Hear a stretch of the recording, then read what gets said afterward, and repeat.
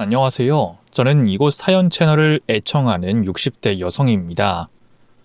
처음 이곳을 알게 되고 참 기분이 좋았습니다. 억울한 이야기를 털어놓고 위로를 받는 것도 좋은데 복수를 한 이야기를 마음껏 할 수 있잖아요. 주변 사람들 신경 쓰지 않고 말이죠. 흔히 때린 놈은 마음 편히 못 자도 맞은 놈은 다리 쭉 뻗고 잔다는 말처럼 아무리 내가 당한 일에 대한 복수라고 해도 제가 복수한 일들 남들 앞에서 말하는 건 쉽지 않은 일이었어요. 결국에 똑같은 짓을 한 건 아니냐는 말도 들을 수 있고 앞에서는 몰라도 뒤에서는 제 흉을 볼 수도 있으니까 말이죠. 더욱이 이번 일은 제 아들 녀석도 관련된 일이라 제가 더 조심스러웠습니다. 그런데 이곳은 익명이니 제 마음껏 그날의 일에 대해서 말할 수가 있을 것 같네요. 그럼 제 친구에게 말한다고 생각하면서 제가 했던 복수에 대해 말해보겠습니다. 저희 집은 정말 찢어지게 가난했어요. 얼마나 가난했는가 하면 부모님께서 오로지 먹고 살 걱정만 하시느라 그 외에는 다른 관심을 가지지 못하실 정도였죠. 저도 원래 낳으려고 해서 낳은 아이가 아니었습니다. 어쩌다 보니 생겼고 임신인 줄 모르고 지내다 배가 부르고 나서야 알게 되어 낳게 됐죠. 그러다 보니 어린 시절에 저는 부모님께 제대로 된 보살핌을 받지 못했습니다. 두 분이 절 사랑하지 않아서 그런 게 아니라 두 분도 그만큼 여유가 없었거든요. 그런 집에서 나고 자란 저는 누가 봐도 보살핌을 받지 못하는 아이였어요. 아직 세상을 모르는 제 또래 친구들이 봤을 때도 말이죠. 그래서 동네 아이들에게 놀림을 정말 많이 받았습니다. 그때 저를 유독 괴롭히던 친구가 한 명 있었는데 그 애가 바로 최세란이라는 친구였어요. 나이는 저와 동갑이었지만 정반대의 삶을 살고 있던 아이였죠. 그 애는 부잣집 아이였거든요. 그래서 항상 머리끝부터 발끝까지 새하얀 옷을 입고 다녔습니다. 저는 반대로 온갖 때가 다 묻은 꼬질꼬질한 옷을 입었고요. 그런 이유에서인지 세란이는 어릴 때부터 자기와 제가 어울리고 섞일 수 없는 존재인 것처럼 대했어요. 자기만 저를 그렇게 했던 게 아니라 동네 친구들 모두가 저를 따돌리도록 주도했죠. 세란이의 따돌림은 국민학교를 가서도 이어졌습니다. 한 반에 40명, 50명 되던 시절 세란이는 저와 같은 반도 아닌데 제가 있는 반으로 찾아와서는 처음 보는 친구들에게 저희 집 사정을 촉새처럼 떠들기 시작했습니다. 물론 처음 본 아이의 말을 믿고 저를 무작정 이상한 아이로 생각하는 친구들은 없었어요. 오히려 세란이의 행동을 지적하는 친구들이 많았죠. 그런데 시간이 지날수록 세란이의 영향력은 강해졌습니다. 그 당시 그 나이대에는 찢어지게 가난하다는 게 따돌림을 당하는데 충분한 이유가 됐거든요. 그래도 반이 떨어져 있어서 최세란과 마주칠 일은 많지 않았습니다. 최세란도 자기 반 친구들과 노는 게 중요했으니까요. 그러다 제가 그 애와 같은 반이 되면서부터 저를 본격적으로 괴롭히기 시작했어요. 제가 얼마나 가난한 집 아이인지, 제가 얼마나 별로인지 반 아이들에게 돌아가며 말하면서 저를 그렇게 흉보고 놀리더라고요. 심지어 제가 쓰는 물건들이 더럽다며 제 물건들을 쓰레기통에 버리고 뒤에서 절 때리고 도망가기까지 해서 저는 학교 생활이 점점 더 힘들어졌습니다. 물론 학급의 모든 친구들이 최세란 편이 돼 저를 따돌렸던 건 아니었죠. 세란이에게 괴롭힘을 당하는 저를 도와주고 대신 나서주는 친구들 몇몇이 있었어요. 하지만 무서울 게 없는 세란이에게 또래 친구들의 지적은 별 소용이 없었습니다. 그래서 결국 참다 못해 저는 선생님에게 도움을 청할 수밖에 없었어요. 선생님, 세란이가 저를 너무 괴롭혀요. 자꾸 제 물건을 숨기고 욕하고 때려서 절 못살게 굴어요. 선생님이 좀 도와주세요. 어머, 영자야. 친구들이랑 잘 지내야지. 세란이가 괜히 그러겠니? 세란이가 얼마나 모범적이고 착한 앤데. 거짓말로 남을 음해하면 나쁜 짓이야. 너 거짓말쟁이가 되고 싶은 거니? 순진한 마음에 저는 어른인 선생님이 저를 도와주실 거라 생각했지만 그 아이 집에서 촌지를 받으신 선생님은 괴롭힘을 당하는 게 제 탓이라며 절 도와주지 않으셨습니다. 그래서 저는 어쩔 수 없이 부모님께 말씀을 드릴 수밖에 없었어요. 일하시기도 바쁜 부모님께 그런 걱정까지 끼치고 싶지 않았지만 저 혼자 견디기엔 너무 힘들었거든요. 결국 저희 부모님께서 최사란네 집으로 찾아가셨고 그 집 부모와 만나게 됐습니다. 하지만 그 집 부모는 전혀 미안한 기색 없이 형편이 어렵던 우리 집을 무시하며 마치 돈으로 다 해결할 수 있다는 것처럼 무례하게 나오더라고요. 그래봐야 애들끼리 좀 싸운 걸 가지고 일을 크게 만들 거 있어요? 애가 피해봤다는 건 몇 배로 보상해 줄 테니까 그 돈 받고 그냥 이쯤에서 끝내죠. 보아하니 집안 형편도 안 좋은 것 같은데. 부모님은 그 앞에서 아무 말씀도 하지 못하셨고 학교에서도 일이 커지기를 바라지 않자 결국 저는 사과 같지도 않은 사과를 받고 물러설 수밖에 없었습니다. 그리고 저는 괜히 저 때문에 부모님까지 그런 수모를 당하신 것 같아 죄송했어요. 그래서 앞으로 문제를 일으키지 않아야 되겠다고 생각했죠. 그때부터 일부러 최세란을 피해 다녔어요.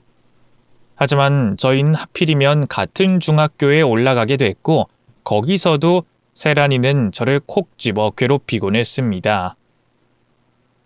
그렇게 자포자기하면서도 꿋꿋이 학교 생활을 하던 어느 날 아버지께서 갑자기 쓰러지시며 저는 혼자 생계를 꾸리셔야 하는 엄마를 도와 생업전선에 뛰어들게 됐어요. 그 후 저는 결국 다니던 학교를 그만두고 일을 하게 됐습니다. 중학교 졸업장도 받지 못하고 학업을 관둬야 하는 게 속상하고 마음 아팠지만 그래도 가족을 위해서 일할 수 있다는 생각에 보람차고 기뻤어요. 부모님을 도울 수 있다는 생각에 일하는 것도 고생스럽지 않았고 남들이 어린 저를 안쓰럽게 보는 것도 창피하지 않았죠. 그런데 가끔씩 제 또래 아이들을 볼 때면 가슴에 울컥하고 서러움이 올라왔습니다. 교복을 입고 제잘거리며 다니는 아이들을 볼 때마다 초라한 차림으로 일을 하는 제가 괜히 움츠러들게 되더라고요. 그래서 최세란 그 애만은 마주치고 싶지 않다고 생각했는데 또 하필이면 그 아이에게 부끄러운 꼴을 들키고 말았습니다. 어머, 너 영자 아니니? 영자 맞지? 오랜만이다. 너 학교 그만두고 뭐하나 했더니 이런 일 다니고 있었던 거야? 너 꼴이 하도 엉망이라서 못 알아볼 뻔했지 뭐야? 우리가 좋은 사이도 아니고 만나서 반가워할 사이가 아닌데도 그 애는 굳이 저를 보고 아는 척 해왔어요. 저를 무시하고 괴롭히던 최세라는 가정 형편 때문에 학교도 그만두고 일을 해야만 하는 저를 자기 친구들 앞에서 놀리더라고요. 얘들아, 영자 좀 봐. 우리 영자 너무 불쌍하지 않아? 얼마나 가난한 집에 살길래 학생이 공부도 때려치우고 일을 다녀. 근데 영자야, 넌 미래 생각도 안 하니? 아무리 그래도 중학교 졸업장은 있어야지. 어쩌자고 그런 결정을 했어? 겨우 국민학교 나와서 앞으로 뭘 해먹고 살려고? 나이 들어서도 계속 공순이 하려고 그래? 아, 하긴 너한테는 어쩌면 이 길이 나을 수도 있겠다. 머리가 안 되면 몸이 고생해야지 뭐. 안 그래? 나라고 학교를 그만두고 싶어서 그만둔 줄 아는지 최세라는 다른 사람들 앞에서 저를 모욕하고 짓밟았습니다. 하지만 바보 같은 저는 대꾸 한번 못하고 말았죠. 어찌나 비참하고 창피하던지 정말 쥐구멍에라도 숨고 싶더라고요. 그 후로 저는 일부러 교복 입은 아이들을 피해 다니기만 했습니다. 차라리 안 보면 부러워하거나 속상할 일도 없으니까요. 또 저를 못 잡아먹어서 안달이던 세란이도 피할 수 있었어요. 그렇게 학업을 포기하고 계속 일을 하던 저는 성인이 된 후에도 쉬지 않고 일을 해야 했습니다. 이 일 저 일 가리지 않고 별별 일을 다 했었죠. 최세란이 했던 말처럼 국민학교 졸업장만으로는 미래가 없는 건지 저는 늘 어렵고 힘든 일만 해야 했어요. 그래도 그런 제 인생이 늘 힘들기만 했던 건 아니었습니다. 당시 시장에서 일을 하던 저는 같은 시장 안에서 일하던 남자를 만나게 됐고 그 사람과 사랑을 약속하고 가정까지 꾸리게 됐죠. 남편이나 저나 가진 것도 없이 넉넉한 형편은 아니었지만 그래도 내 편 하나가 생겼다는 게 무척 든든하고 힘이 되더라고요. 그렇게 남편과 저는 슬아의 아들까지 낳으며 행복한 새 식구가 됐고 어렵지만 희망을 잃지 않으며 열심히 살아가고 있었습니다. 열심히 살아가는데도 여전히 형편은 궁색했지만 보기만 해도 배부른 자식과 든든한 남편 덕분에 더 바랄 것 없는 삶이라 생각했어요. 하지만 그런 행복도 잠시.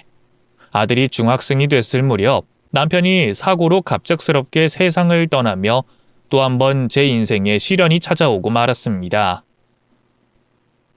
저는 하루아침에 과부가 됐고 앞으로 남편 없이 홀로 아들을 잘 키워야만 했어요. 하지만 원래도 넉넉지 못한 형편에 남편마저 없는 제가 혼자 자식을 번듯하게 키울 수 있을지 걱정부터 들더라고요. 정말 고마워, 세란아. 사실 오늘 너무 못 팔아서 우리 팀장님한테 한 소리 들을까봐 걱정했는데 네가 이렇게 사준다고 하니까 한시름도 안 내. 그럼 친구 좋다는 게 뭐니?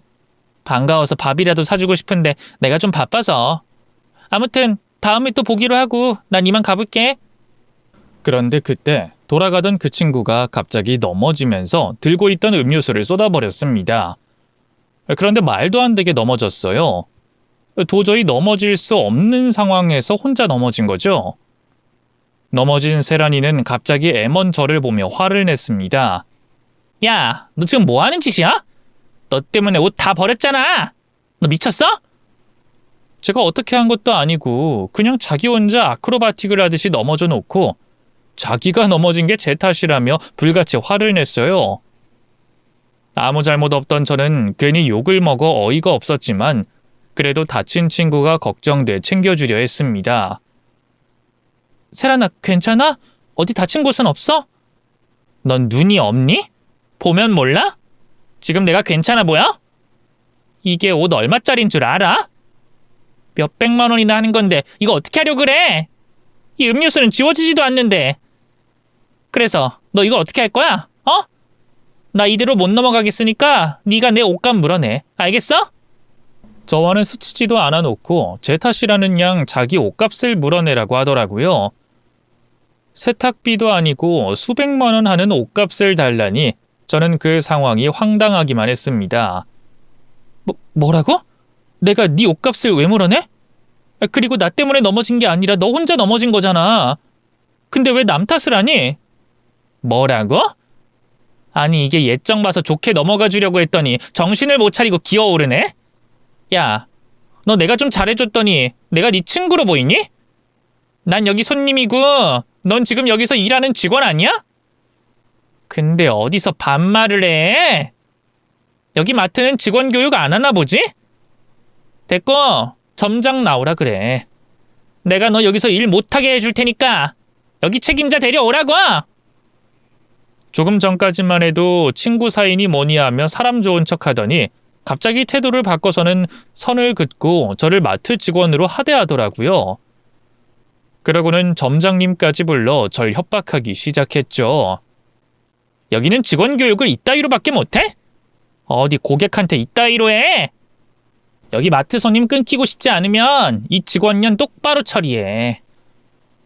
잘못했으면 당장 무릎 꿇으라고 얼른! 대체 내가 뭘 잘못한 건가 싶어 억울했지만 그의 성격에 더 난리를 치면 어렵게 구한 일자리를 잘릴지도 모른다는 두려움에 저는 결국 잘잘못을 따지지도 못하고 그의 앞에서 무릎을 꿇어야만 했어요. 하지만 모든 것이 정리된 후에 그날의 일이 세란이가 고의로 한 행동이라는 걸 알게 됐습니다. 제 사과를 받고 겨우 화를 푼 척하던 세란이가 제 옆에서 나지막히 말하더라고요. 저를 놀리듯이 말이죠. 이거 봐. 넌 몇 년이 지나도 몇십 년이 지나도 나한테 빌어야 하는 존재라니까. 사실 네 말이 맞아. 나 혼자 넘어졌어. 뭐 딱히 돈이 필요한 건 아니고 네가 비는 모습 오랜만에 보고 싶어서 말이지. 억울하고 분했지만 눈앞에 아들 생각이 먼저 났습니다. 저만 참으면 일을 계속할 수 있었어요. 일을 계속하면 우리 아들 학원도 보내주고 학용품도 사주고 옷도 신발도 먹고 싶은 것도 하여튼 전부 다 해줄 수 있었습니다. 그래서 참았어요. 비겁하지만 말이죠. 그 후 저는 그 애를 또 마주칠지 모른다는 걱정에 아예 눈에 띄지 않으려 매장 뒤에서 숨어 하는 일을 하게 됐습니다. 제품 판매 일보다 훨씬 어렵고 힘든 일이었지만 아들을 위해서 포기하지 않고 일을 했어요. 그리고 고맙게도 아들은 제 부족한 노력에 보답이라도 하듯 매번 좋은 성적을 받아와 절 기쁘게 해줬습니다. 그리고 고등학교를 졸업하며 그 어렵다는 명문대까지 합격하게 됐죠. 나 혼자 어렵게 키운 자식이 제대로 된 지원도 없이 좋은 대학에 들어가줘서 저는 안도가 되고 기뻤습니다. 전 비록 국민학교밖에 못 나와 고생하며 살지만 우리 아들은 좋은 대학 가서 좋은 직업 얻으며 편하게 살았으면 싶었거든요. 그런데 그런 아들이 어느 날 제게 로스쿨 입학 소식을 알려왔습니다. 원래 아들이 공부하던 전공과 전혀 관계가 없어 의아해하던 제게 아들은 모두 계획된 일이라고 말하더라고요. 저 원래부터 로스쿨 갈 생각이었어요. 그래서 학점 잘 받을 수 있는 전공 골랐고 부전공으로 법학한 거예요. 그동안 과외하고 돈 모아서 로스쿨 학비도 마련해뒀어요. 저 검사 될 거예요. 엄마, 검사 돼서 엄마가 다시는 누구한테도 무릎 꿇을 일 없게 할 거예요. 알고 보니 아들이 수년 전 제가 최사란 앞에서 무릎을 꿇은 것을 봤더라고요.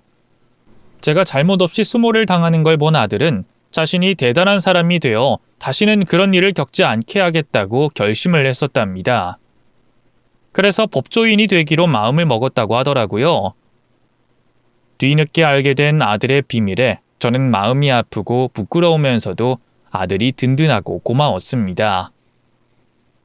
내가 지켜줘야 할 것 같던 자식이 어느새 자라 이렇게 나를 지켜준다고 하니 자식 한번 잘 키웠다는 생각이 들더라고요. 그렇게 아들은 결심대로 로스쿨을 무사히 졸업해 변호사 시험과 검사 시험에 합격해 검사가 됐습니다. 그런 아들 덕분에 전 더 이상 예전 같은 고생을 하지 않고 지낼 수 있었어요. 그래도 집에 있긴 심심해서 소일거리하며 즐겁게 지내고 있었는데 우연히 국민학교 시절 동창을 만나게 됐어요. 그리고 그 친구에게 동창회 권유를 받게 됐죠. 그렇게 기쁜 마음만 가진 채 동창회를 나갔습니다. 저 같은 경우 언 40년이 넘어 만나게 되는 친구들이라 너무 설렜어요. 얼마나 설렜는지 긴장이 될 정도였죠. 그동안 사는 게 너무 바빠서 친구라고 할 수 있는 사람은 아들 친구 엄마 몇 명과 일하면서 맺게 된 인연들 두세 명이었습니다. 그나마 최근 삶의 여유가 생기면서 알게 된 동네 친구들까지 합하면 10명이 좀 넘는 숫자였어요. 그만큼 사람이 고팠고 어린 시절 친구들이라면 더더욱 보고 싶었죠. 그런데 제가 너무 들뜬 마음에 어떤 한 존재를 잊어버리고 있었습니다. 성인이 돼서도 절 괴롭혔던 최세란을 말이죠. 그 애가 떠올랐을 땐 이미 동창회가 열리는 식당에 도착했을 때였어요. 그것도 제가 술을 먹으며 웃고 있는 최세란을 보고 나서야 그 기억이 떠올랐죠. 그때 참 만감이 교차하더라고요. 여전히 팔자 좋아 보이는 그 애를 보니 밉고 분하기도 하면서 야, 장영자, 요즘 참 행복에 겨워 살았구나 라는 생각도 들었습니다. 근 20년 가까이 얼마나 편하게 살았으면 제가 동창회를 나오면서 최세란을 기억 못했나 싶어서 말이죠. 그러면서 자신감이 붙더라고요. 저도 이제 걔와 비교해서 모자란 것 없었으니 기죽을 필요가 없어서 말이죠. 세란이 걔가 예전처럼 까불면 저도 코를 납작하게 눌러주면 된다고 생각했습니다. 그래서 최세란을 신경 쓰지 않고 오랜만에 만난 친구들과 지난 세월 나누지 못했던 대화를 나눴어요. 서로 못 본 세월이 길었으니 그만큼 풀어낼 이야기 보따리가 한가득이었죠.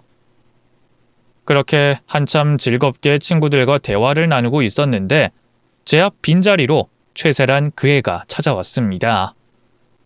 오자마자 저를 떠보더라고요. 어머, 너 닭대가리 영자 맞니? 난 아까부터 네가 누군가 했다. 난 네가 마트 옷이나 그지 같은 옷 입고 올 줄 알았거든. 근데 이렇게 멀쩡히 차려입고 온 걸 보니까 너도 이젠 좀 평범하게 사는가 보다. 네가 평범하게 산다니까 내일도 아닌데 기분이 좋네. 세란이 네가 어쩐 일로 나한테 안 오나 싶었다. 네가 내 공식 스토커 아니니? 우리 때 스토커 같은 그런 용어가 있었어야 했는데. 어쨌든 네 말이 맞아. 나 요즘 평범하게 잘 살아. 아니다. 평범보다는 더 팔자 좋게 사는 것 같네. 니들 영자가 말하는 거 들었니? 얘가 굉장히 재밌어졌네. 아니면 그동안 내가 없어서 기가 살아도 너무 산 건가? 뭐 어쨌든 새로운 너의 모습 보기 좋다 얘. 어차피 동창회 끝나갈 때쯤엔 예전에 네 모습 되찾아가겠지만. 세란이를 상대하지 않을 수도 있었습니다. 무시하거나 고분고분한 태도를 보이면 길게 말을 섞을 일도 없었겠죠. 그런데 그러기가 싫더라고요. 안 그래도 최세란 걔한테 안 좋은 감정을 가지고 있는데 말 걸어오는 꼬라지가 또 저를 무시하고 있었으니까요. 그래서 저도 예전과 같지 않다는 걸 보여줬어요. 하지만 최세란에게는 제가 아직 자기 밥으로만 보였던 것 같습니다. 절 비웃더라고요. 그러면서 제 주위로 자기와 가까이 지내고 있는 동창들을 불러 모았어요. 익숙한 장면이었죠. 과거 저를 괴롭힐 때마다 주변 친구들을 끌어 모았으니까요. 그렇게 제 주위를 자기 편으로 채운 세란이는 제 말꼬리를 잡고 늘어지기 시작했습니다. 근데 영자야, 너 어떻게 살길래 그렇게 잘 산다고 말하니? 우리가 얼굴 본 진 꽤 됐다만 마지막으로 봤을 때만 해도 네가 내 앞에서 무릎 꿇고 있었잖아. 고객님 죄송합니다 이러면서. 너희들 기억하니? 내가 영자 마트에서 만났다고 했던 일. 그랬던 영자가 이제 내 앞에서 좀 산다고 콧방귀를 끼니까 내가 너무 궁금하네. 집가집게 살면 얼마나 잘 산다고. 이제 뭐 마트 책임자라도 됐니? 이젠 네가 직접 고객들한테 무릎 꿇을 일 없어? 너는 말끝마다 내가 무릎 꿇었던 이야기를 하는 걸 보니까 그게 네 인생의 최대 업적인 것 같다. 그러게 생각해보면 네가 딱히 다른 부분에 두각을 나타낸 건 없지? 나 괴롭히는 거 빼고. 그럼 어디 오늘 네가 잘하는 거 한번 마음껏 해봐. 내가 예전처럼 호락호락하지 않아서 꽤 힘들겠지만. 그리고 굳이 너한테 내가 어떻게 사는지 알려주고 싶진 않은데 네가 또 워낙 궁금해하는 것 같아서 말해줄게. 마트 일은 그만둔 지 꽤 됐고 요즘은 내가 할 거 하다가 하루에 서너 시간 정도 밖에서 일해. 평생 일만 해와서 그런가 가만히 있으면 늙는 것 같더라고. 축 처지기도 하고. 그래서 건강하게 살 겸 내 용돈벌이나 할 겸 일해. 그 외엔 젊은 날 못했던 것들 하러 다니고. 이 정도면 잘 사는 거 맞지?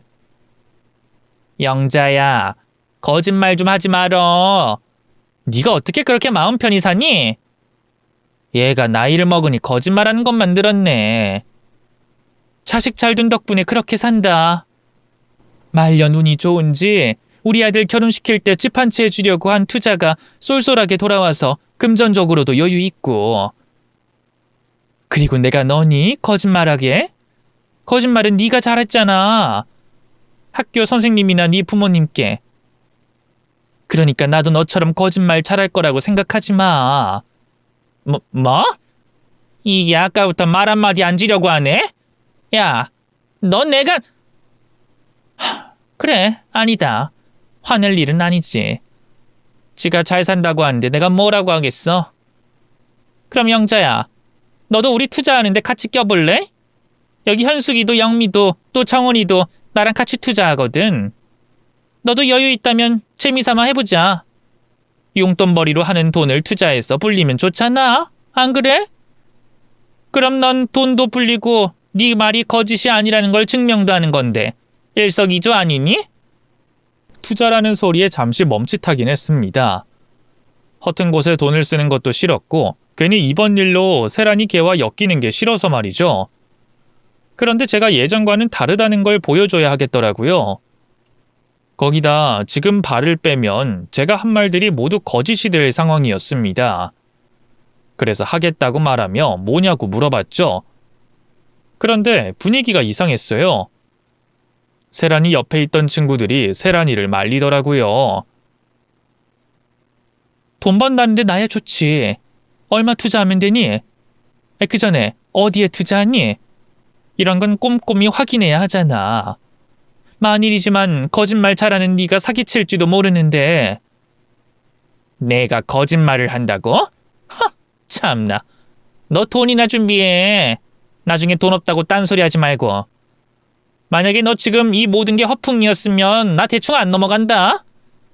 그땐 우리 어렸을 때처럼 내가 너 때릴 수도 있어. 알겠지? 그래. 그럼 무슨 투자인지 말해줄게. 아이 세란아, 그게 무슨 소리야? 우리랑 상의도 없이 얘를 끼워넣으면 어떡해? 그래 세란아. 이게 아무나 투자하고 아무나 들어서는 안 되는 일이잖아. 됐어. 이 정도로 해. 영자얘 요즘에 먹고 살만한가 보지. 너희들은 가만히 있어. 지금 얘가 나한테 기어오르는 거 안 보여? 뭣도 없는 게 입만 살고 거짓말만 들어서는 나랑 동급인 척 하잖아. 그리고 애초에 너희들도 나 아니었으면 이 판에 못 끼는 거 아니야? 그런데 어디서 해라 마라 명령질이야. 이것들이 정말. 미안하다 영자야. 내가 좀 흥분을 했네. 내가 요즘 착하게 살려고 했더니 너처럼 분수도 모르고 기어오르는 애들이 많아서. 그래, 내가 말한 투자가 뭐냐면. 그렇게 제게 이를 악문 세란이의 투자 설명을 듣고 보니 뭔가 이상했습니다. 이게 보통의 투자는 아닌 것 같더라고요. 뭐라 설명하는데 자세한 건 모르지만 불법적인 내용이었어요. 시사 프로그램에서 나오는 주식 관련된 주가 조작 문제 있잖아요. 딱 그 소리인 것 같더라고요. 그래서 투자건 뭐건 간에 불법 아니냐며 그거 먼저 물어봤죠. 그거 불법 아니니? 얼마 안 되는 주식값을 우리들 거래만으로 올린 다음에 팔겠다는 건 결국엔 누군가가 그 차익만큼 피해를 본다는 말이잖아. 그러니까 불법이란 마음에 걸린다는 거야? 아니면 내 말을 못 믿겠다는 거야? 내가 너 이해 쉽게 하려고 대충 말해서 생략된 부분이 있는데 사람들한테 조작한 주가를 그럴 만한 이유가 있다고 믿게 하는 건 어렵지 않아.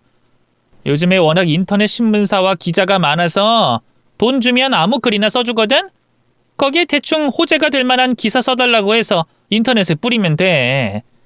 그렇게 밑작업하고 얼마간 떨어지지 않는 주가 그래프 보잖아? 그럼 진짜 호재라고 생각해서 사람들이 믿는다니까? 요즘에 눈먼 사람들이 얼마나 많은지 아니? 아니 그러니까 그게 불법 아니냐고. 나 그런 투자는 못해. 내 양심에 찔려서 못하는 것도 있지만 우리 아들 때문에 그런 거 하면 안 돼. 그러니까 투자 얘기는 없던 걸로 하자. 얘 봐라. 엄청 능청스럽게 넘어가려고 하네. 야, 너 돈 없지? 아까 한 말들 전부 거짓말이지? 얘들아, 내가 말했지. 인연 거짓말이라고. 근데 영자야, 너 그렇게 내 앞에서 당당하고 싶었니? 그래서 이렇게 금방 들통날 거짓말했어? 아유, 진짜 우리 영자 너무 비참하네. 이 나이 처먹고 동창회 와서 거짓말이나 하고. 근데 난 너 안 믿었어. 한 번 그 진년은 영원한 그 진년이지. 어떻게 팔자 좋게 살아? 그것도 초졸인 년이. 네가 아들 새끼 가르쳐봤자 뭔 덕을 볼 수 있다고. 그래, 뭐 덕 보고 있다는 네 아들 뭐하고 사니?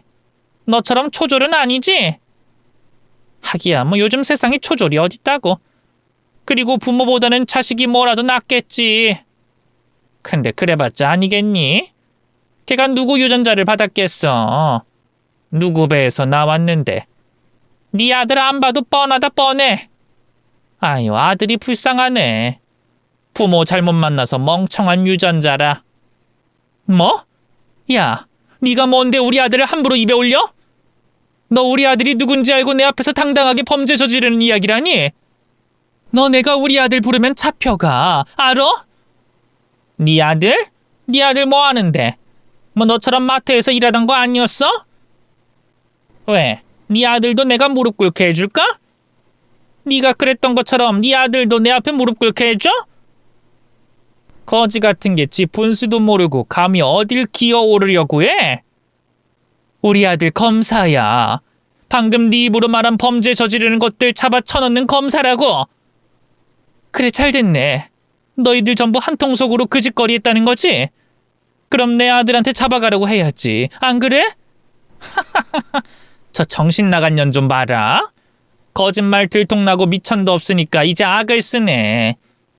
얘들아, 영자가 하는 소리 들었니? 지 아들이 검사란다. 우리 탁대가리 영자 아들이 검사라는데? 너무 웃기지 않니? 근데 좀 짠하다. 우리 영자 예전엔 착했는데 괴롭혀도 그냥 당하기만 하고. 근데 이제 세상에 때라는 때는 다 묻어가지고 거짓말까지 하고 악까지 쓰네. 불쌍하긴 뭐가 불쌍해. 탁대가리 주제 어설프게 짱구 굴리다 들킨 건데. 난 아까부터 당당한 얘 태도가 마음에 안 들었어. 그래서 진짜 뭐라도 있나 싶었는데 그게 다 거짓말이라니까 어이가 없어. 화가 날 정도야. 이래서 뭣도 없는 것들이 있는 척해서 사기를 치고 다니지. 최세란과 그 일당들은 제 말을 전부 다 거짓말로 치부했습니다. 그러면서 제 아들까지 욕하고 절 조롱했죠. 거기서 그치지 않았어요. 제 아들이 검사라는 말에 꽂혔는지 그걸 가지고 제 앞에서 말해선 안 되는 자신들의 잘못들까지 꺼내 조롱을 하더라고요. 얘들아, 그만! 이러다 검사 아들 된 우리 영자가 화나면 어쩌려고 그래? 아들 보고 우릴 잡아가라 말하면 어떡하니? 영자야, 우리 네 아들 보고 잡아가라고 하면 안 된다.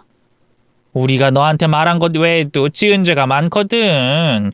네 말대로 불법인 주가 조작으로 우리가 돈을 벌어서 그걸 가지고 또 불법적인 거래. 마약도 좀 하고 불법 유통도 하고 또 탈세도 좀 돌리고. 어떻게 뭐 더 자세히 설명 좀 해줄까? 그래야 검사라는 네 아들 실적 올리지 않을까? 아니다, 내가 직접 찾아갈게. 어디 검찰청이니? 아차차, 현실은 검찰청이 아니라 마트겠구나. 아유, 세란아, 아무리 그래도 그것까지 영자가 알 필요 있을까? 다른 애들도 있는데. 야, 영자 인연이 안다고 해서 뭘 어떻게 하겠어. 문제 있으면 내가 다 책임질 테니까 가만히 있어. 영미, 너는 분위기나 맞추라고. 한창 재밌는데 기분 잡치게 하지 말고. 자, 이제 뭘 더 말해줄까? 뭘 더 말해야 네 검사 아들한테 도움이 되겠어? 그러지 말고 잘난 네 검사 아들 여기로 좀 데려와라. 이제 곧 마트 문 닫을 시간 아니니? 내가 바빠서 검찰청에 조사받으러 갈 시간이 없으니까 여기 식당에서 받는 걸로 하자. 응? 어서 네 아들 불러. 이 정신나간 년이 지 입으로 명을 재촉하더라고요. 그러길래 원하는 대로 제 아들을 불러줬습니다. 그리고 아들을 기다리는 동안 이어지는 최세란과 그 일당들의 조롱을 다 받아줬어요. 어차피 곧 있으면 제게 입도 뻥끗 못할 텐데 그 전에 말이라도 실컷 하라고 말이죠. 얼마 뒤 제 아들이 동창회가 열리는 식당으로 들어왔고 제 곁에 섰습니다. 부를 때만 해도 쉬고 있다 했는데 일하다가 중간에 온 건지 정장 차림이었어요. 그걸 본 최세란이 또 비꼬기 시작했죠. 얘가 영자 네 아들? 근데 영자야, 너 아들한테 정장 입고 오라고 했니? 우리 속이려고? 너 진짜 너무하다. 어떻게 자식 새끼까지 거짓말쟁이로 만드니? 진짜 대단하다, 대단해. 그래, 우리가 졌어. 네 아들 검사라고 하자. 그러니까 이쯤 하고 집에 가. 네가 영자 아들이라고? 일 끝났는데 정장 입고 오느라 고생 많았다. 그만 네 엄마 데리고 집에 가라. 네 엄마 술 먹지도 않았는데 취한 것 같으니. 아휴, 애가 엄마 때문에 무슨 잘못이야. 내가 가긴 어딜 가니? 네가 우리 아들 앞에서 조사받는 것까지 보고 가야지. 네가 그랬잖아. 바빠서 여기서 조사받겠다고. 정훈아, 너 이 아줌마 자기 입으로 주가 조작하고 마약하고 또 불법으로 뭘 유통한다고 자백하더라. 그런데 검사 아들 둔 내가 그냥 넘어갈 수 있어야 말이지. 네가 확인 좀 해보렴. 동창회가 열리는 식당으로 들어오기 전까지만 해도 무슨 일인지 모르겠다던 표정의 아들은 제 말을 듣곤 뭔가 감을 잡았다는 표정을 짓고 있었습니다. 그리고 세란이를 보는 눈빛이 달라졌죠. 어머니, 이 아주머니 그때 그 사람 맞죠? 예전에 그 마트에서 그 사람. 뭐 마트? 너 언제나 봤니? 나는 널 본 기억이... 아, 너도 그때 거기 있었구나. 네 엄마가 나한테 무릎 꿇었을 때. 어머, 그런데도 영자 너는 네 아들을 여기로 부른 거야? 아, 얘가 정말 부끄러운 게 없네. 그래, 내가 그때 그 아줌마 맞아. 그러니까 내 성격 너도 알았으면 네 엄마 얼른 데려가라. 그때처럼 네 엄마 무릎 꿇는 모습 보기 싫으면. 근데 제가 들은 이야기가 있어서 그냥은 못 가겠는데요. 제가 이런 사람이라서요. 여기 제 명함입니다. 얘네들 정말 왜 이러니? 부모랑 자식이 아주 쇼를 하네. 생쇼를. 검사? 야, 너 네 엄마랑 정말 경찰서 가고 싶어? 이런 거 사칭하면 큰일 나는 거 몰라? 이것들이 정말? 세란이를 기억한 아들이 자기 명함을 내밀었고 그걸 본 세란이가 그 명함까지 거짓이라며 길길이 날뛰었어요. 그런데 혼자서 열을 내는 것도 잠시였죠. 저와 아들이 무표정한 얼굴로 열을 내는 자신을 빤히 쳐다보고 있자 그제야 뭔가 자신이 놓치고 있다는 걸 깨달은 것 같았습니다. 몇 차례나 저와 아들에게 검사가 맞냐며 확인을 했어요. 뭐야 그 표정은? 진짜 검사라도 된다는 말이야? 진짜? 너 진짜 검사야? 야 영자야, 진짜 네 아들이 판검사할 때 그 검사라고? 내가 언제 거짓말한 적 있니? 거짓말은 너나 하는 거지. 우리 아들 검사 맞아. 못 믿겠으면 검찰청에 전화해서 물어봐. 전화 안 통하면 확인할 수 있잖아. 저희 어머니 말씀처럼 하시죠. 아니면 경찰에 신고 먼저 할까요? 주가 조작이나 불법 유통은 바로 수사를 못한다고 해도 마약 관련해서는 경찰 신고로 즉시 확인이 가능한데 제가 검사 사칭하는지 확인도 할 겸 말이죠. 아들과 제가 자신있게 말을 건네자 최세란과 그 일당의 얼굴이 새파랗게 질리기 시작했습니다. 자기들도 이제야 깨달은 거죠. 제 말이 허풍과 거짓말이 아니라는 걸. 제 아들이 검사가 맞다는 걸 말입니다. 그때부터 자리에 앉아 절 비아냥거리던 애들이 절 붙잡기 시작했어요. 영자야, 세란이가 한 말 전부 장난인데? 우리 나이에 이렇게 아줌마가 돼서 무슨 주식 조작이고 마약을 해. 그냥 TV에서 주워들은 소리 그대로 말한 것뿐이야. 너한테 장난 좀 치려고. 우리 장난이 심했으면 미안해. 그렇다고 이 좋은 날 아들까지 불러서 뭘 또 경찰 이야기가 나와. 그래, 뭐 경찰은 무슨 경찰이니? 우린 네가 진짜로 아들을 데리고 올 줄 몰랐어. 진짜 올 줄 알았으면 진작에 장난이라고 했지. 그러니까 너무 진지하게 생각하지 말고 네 아들 바쁠 텐데 얼른 보내. 이상하다. 조금 전까진 세란이 하는 말 들어보면 장난 같지 않던데. 너희도 세란이가 말할 때마다 걱정하고 놀라고 했잖아. 마치 공범들이 들키면 안 되는 이야기를 들킨 것처럼. 뭐 그거야 수사해보면 다 나오지 않겠니? 제 입에서 수사라는 말이 나오자 얼굴이 새파랗던 동창들이 개거품을 물기 시작했어요. 어떻게든 수사를 피해보고자 거짓말과 갖은 변명을 하고 있었죠. 그런데 그때 누군가가 제 팔을 잡곤 가게 밖으로 나갔습니다. 최세란이었어요. 최세라는 가게 옆 골목으로 들어가서는 제게 무릎을 꿇었죠. 그리곤 빌기 시작했어요. 영자야, 제발 네 아들한테 장난이었다고, 아무것도 아니었다고 말해주면 안 될까? 검사 아들 자랑하려고 한 행동이라고 말하면 네 아들도 더는 묻지 않고 넘길 것 같은데. 내가 이렇게 빌게. 내가 잘못했어. 그러니까 신고만은, 수사만은 피할 수 있게 해줘라. 천하의 최세라니 지금 내 앞에 무릎을 꿇은 거니? 네가 한 말들 전부 진짜였구나. 난 말하면서도 설마 했는데 너 어쩌다 이런 짓까지 하게 됐니? 주가 조작의 마약이라니. 너 범죄자가 다 됐구나. 너도 자식이 있을 텐데 그런 짓 하고도 자식 앞에 떳떳했니? 영자, 네가 뭐라고 해도 좋아. 전부 다 인정하고 전부 다 내 잘못이야. 그런데 네 아들에게만은 좀 비밀로 해주면 안 되겠어? 내가 너 원하는 거 다 들어줄게. 돈 필요하니? 아니면 뭐 사줄까? 가격은 상관없어. 내가 어떻게든 준비해서 너 줄게. 그러니까 제발 네 아들에게만은 아무 일 아닌 것처럼 말해주면 안 될까? 나 수사받으면 우리 시댁에서도 친정에서도 가만 안 둘 거야. 내 자식들 얼굴도 못 보고. 정말 잘못하다가 내가 가지고 있는 전부를 잃을 수도 있어. 그러니까 좀 봐줘, 응? 내가 너한테 한 짓들 평생 반성하고 속죄하며 살게. 제 앞에 무릎을 꿇고 싹싹 빌고 있는 최세란을 보자 이게 꿈인가 생신가 싶더라고요. 평생 누구에게도 굽히지 않을 것 같았던 그 무릎이 제 앞에 꿇고 있었으니까요. 그러면서 과거 제가 세란이에게 당했던 일들이 하나씩 떠올랐습니다. 그 치욕스러운 나날들이 말이죠. 그래서 저도 지금 이 순간을 좀 즐겨보기로 했어요. 조금 더 간절하게 말할 순 없니? 네 말대로라면 네 인생이 달린 일인데 그 정도로 되겠어? 좀 더 빌어봐. 허리도 절하듯이 여러 번 굽히고 손도 더 싹싹 빌고. 눈물은 그 정도밖에 안 나니? 그건 진정성이 좀 떨어지는데? 우리 나이에 툭 건드렸다 하면 눈물이 주르륵 나오는데 그거에 비하면 너무 안 나온다. 할게.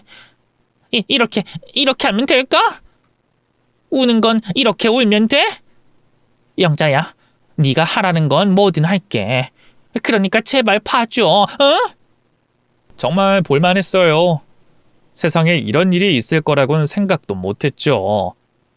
그런데 저 혼자 보기엔 많이 아깝더라고요. 다른 동창들도 그 콧대 높은 최세란이 제 앞에서 무릎을 꿇고 엉엉거리며 손을 빌고 있는 모습을 봤으면 싶었습니다. 그래서 안으로 들어가자고 했죠. 너 안으로 들어가서도 똑같이 할 수 있겠어? 내가 추워서 그런가 안으로 가고 싶은데. 그리고 다른 사람들 앞에서 빌어야 진정성이 보이지, 안 그래? 안에서? 왜? 그건 싫은가 봐? 보는 눈이 있어서?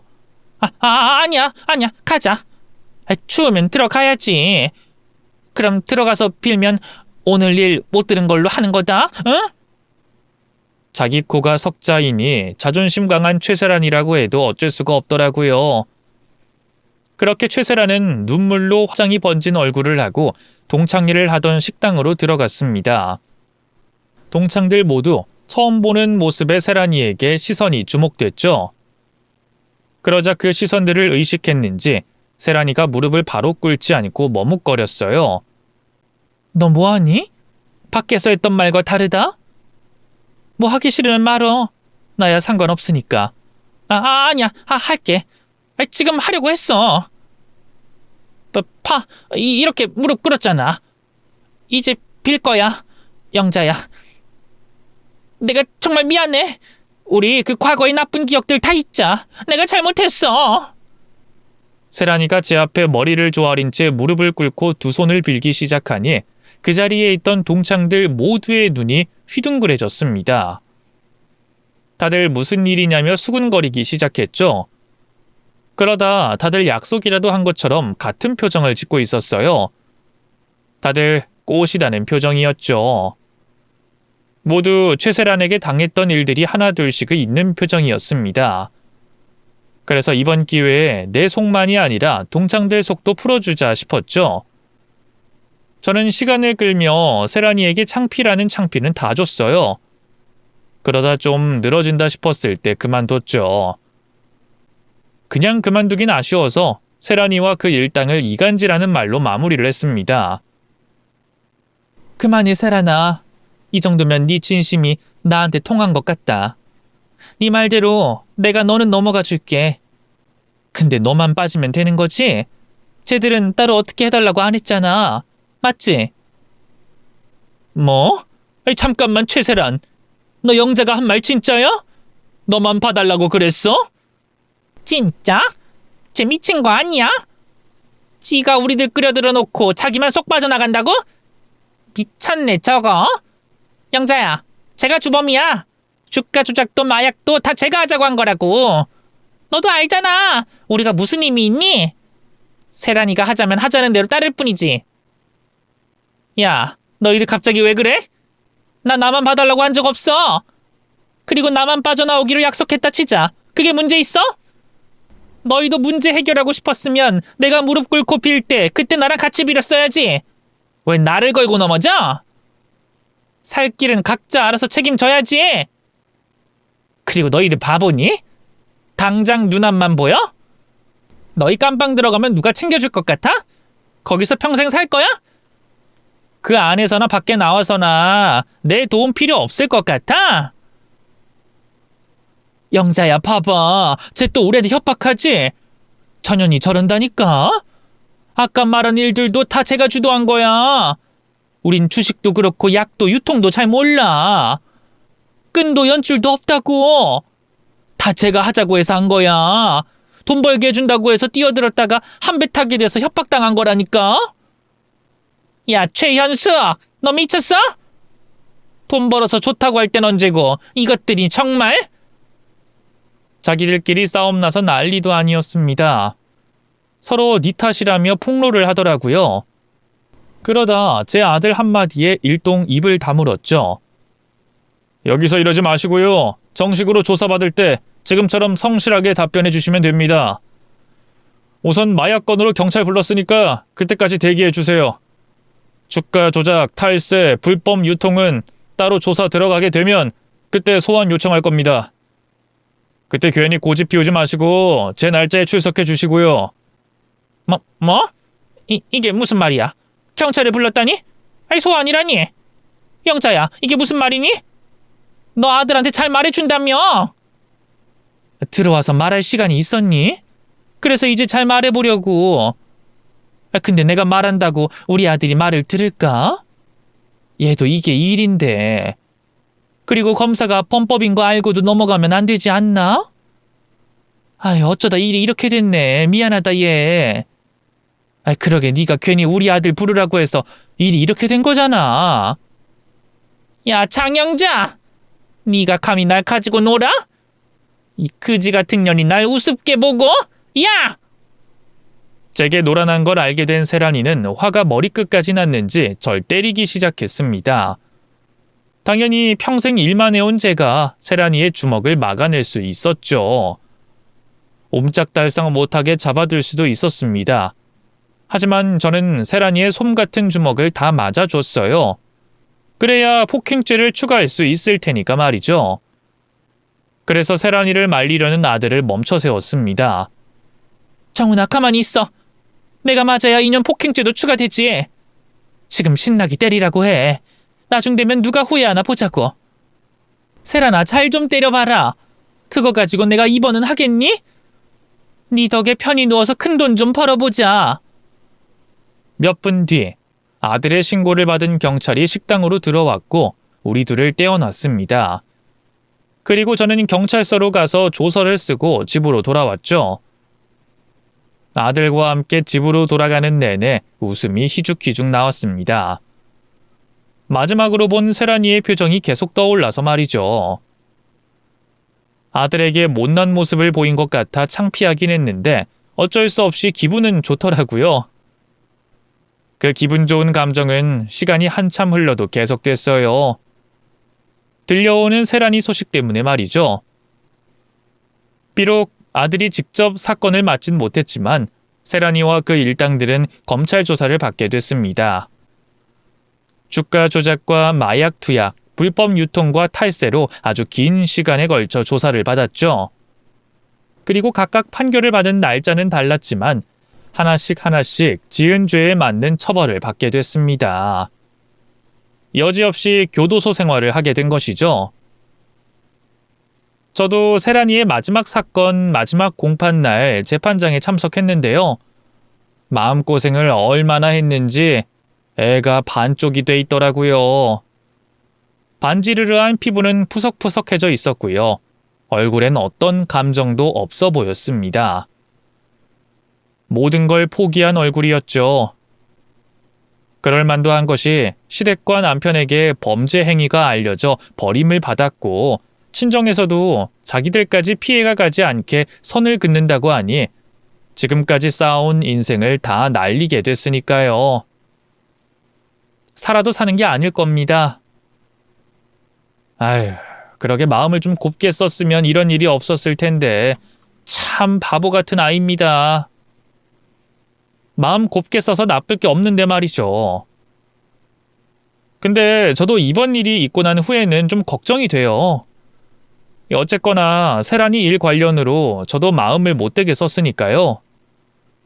그래서 그날의 행동이 어떻게 돌아올지 걱정된 마음에 평소에 마음을 더 곱게 쓰려고 합니다.